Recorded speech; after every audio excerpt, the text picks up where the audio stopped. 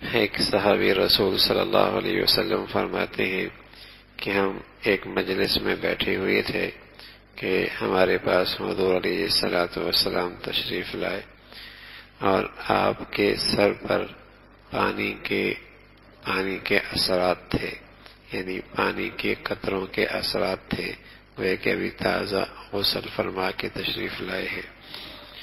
تو ہم نے کہا یا رسول اللہ، ہم آپ کو دیکھتے ہیں آپ کی طبیعت میں بڑی بشاشت ہے اور آپ کو بڑی اطمینان کی چہرے پہ کیفیت ہے، بشاشت ہے، خوشی سی ہے، طیب النفس۔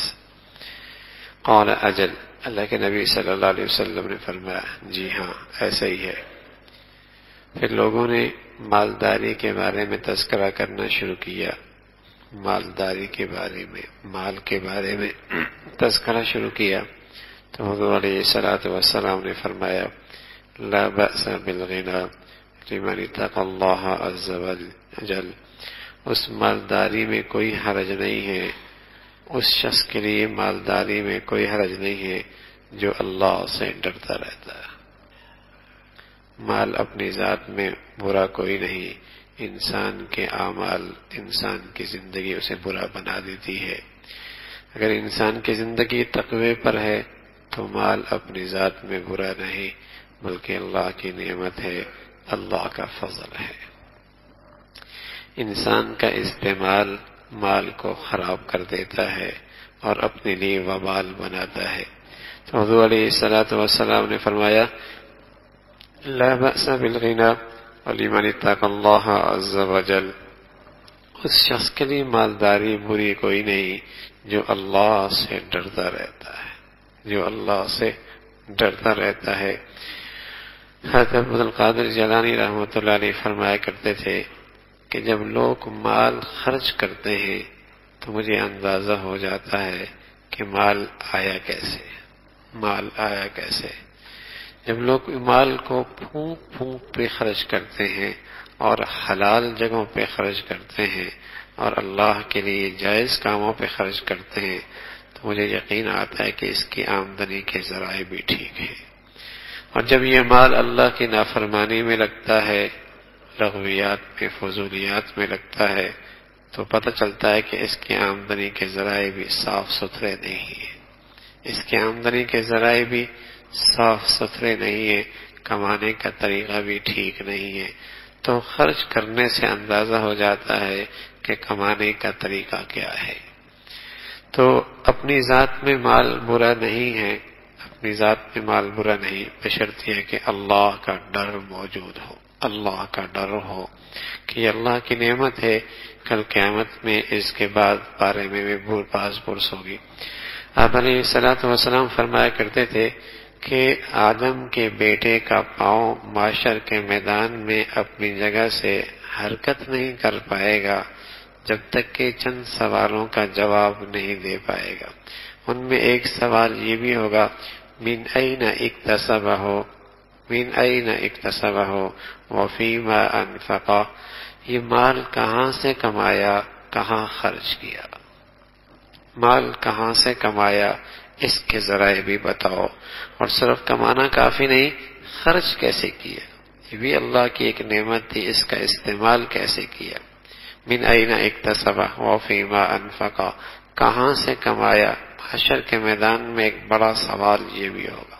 عن شبابی عن مالی، جہاں عمر کے بارے میں، جوانی کے بارے میں سوال ہوگا، وہاں مال کے کمانے کے بارے میں بھی سوال ہوگا اور اس کے خرچ کے بارے میں بھی سوال ہوگا۔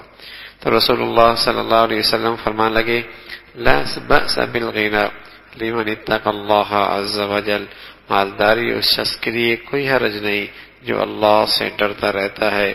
والصحة لمن اتقى خیر من الغنى، صحت متقی آدمی کی یہ مالداری سے بھی زیادہ بڑھیا نعمت ہے، صحت متقی آدمی کی مالداری سے بھی بڑھیا نعمت ہے۔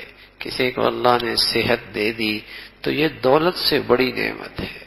ہاں سچ ہے میرے عزیزو، صحت نہ ہو، دولت ہو تو کتنی حرص ہوتی، کتنی افسوس ہوتا ہے۔ نہ کھا سکتا ہے، نہ پی سکتا ہے، نہ پہننے میں لذت، نہ رہنے میں لذت، نہ اس میں رہنے دیکھنے میں لذت، بلکہ اور افسردہ ہوتا ہے، تکلیف ہوتی ہے۔ تو صحت بڑی نعمت ہے، دولت سے بڑی نعمت، دولت سے بڑی نعمت۔ اس لیے رسول اللہ صلی اللہ علیہ وسلم فرمایا کرتے تھے، ایک بڑا سوال جو آج فرمایا کرتے تھے، دو نعمتوں کے بارے میں لوگ بڑا دھوکہ کھاتے ہیں، بڑا دھوکہ کھاتے ہیں کہ جب تک وہ نعمتیں ہوتی ہیں قدر نہیں کرتے، اور جب چلی جاتی ہے پھر حسرت ہوتی ہے۔ فرمایا الصحت والفراغ، ایک صحت کی نعمت ہے اور دوسری فرصت کی نعمت ہے۔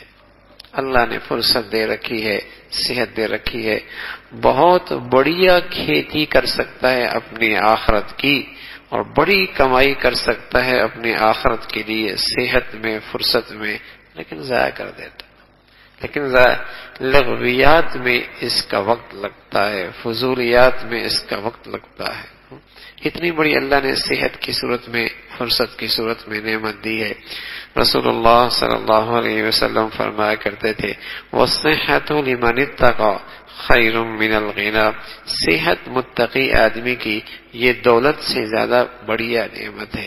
وَطِيبُ النَّفْسِ مِنَ النَّعِيمِ، وَطِيبُ النَّفْسِ مِنَ النَّعِيمِ، اور طبیعت میں بشاشت ہونا، طبیعت میں بشاشت ہونا، اندر خوشی ہونا، فرمایا یہ بھی اللہ کی بڑی نعمت ہے۔ اندر طبیعت میں خوشی رہنا اور ہمیشہ طبیعت کھلی رہنا، کھلی، سینہ کھلا ہوا ہو، طبیعت میں بشاشت ہو، انشراح ہو، ہاں، اور تنگ دلی نہ ہو، بے چینی نہ ہو، ایک بجھی ہوئی طبیعت نہ ہو، بلکہ خوش ہو طبیعت اندر سے، شرح صدر ہو۔ رسول اللہ صلی اللہ علیہ وسلم فرمایا کرتے تھے، یہ بھی اللہ کی بڑی نعمت ہے، یہ بھی اللہ کی بڑی نعمت ہے۔ جسے اللہ یہ نصیب فرما دے اسے اس نعمت پہ بھی شکر ادا کرنا چاہیے۔ تو حضور علیہ الصلوۃ والسلام بتانا یہ چاہ رہے، دولت بھی نعمت ہے، صحت بھی نعمت ہے، طبیعت کی خوشی اور انشراح صدر، دل کا خوش رہنا اندر سے، یہ بھی اللہ کی بڑی نعمت ہے۔ ان نعمتوں کی قدر کرنی چاہیے اور اللہ کا شکر بجا لانا چاہیے تاکہ اللہ اس کی برکتیں نصیب فرمائے۔ اللہم لک الحمد کلہ ولک الشکر کلہ، اللہم لک الحمد کلہ ولک الشکر کلہ، اللہم اعنا علی ذکرک وشکرک وحسن عبادتک، اللہم اعنا علی ذکرک وشکرک وحسن عبادتک، اللہم اعنا علی ذکرک وشکرک وحسن عبادتک۔ نستغفر اللہ، نستغفر اللہ، نستغفر اللہ۔ سبحان ربک رب العزة عما یصفون وسلام علی المرسلین والحمد للہ۔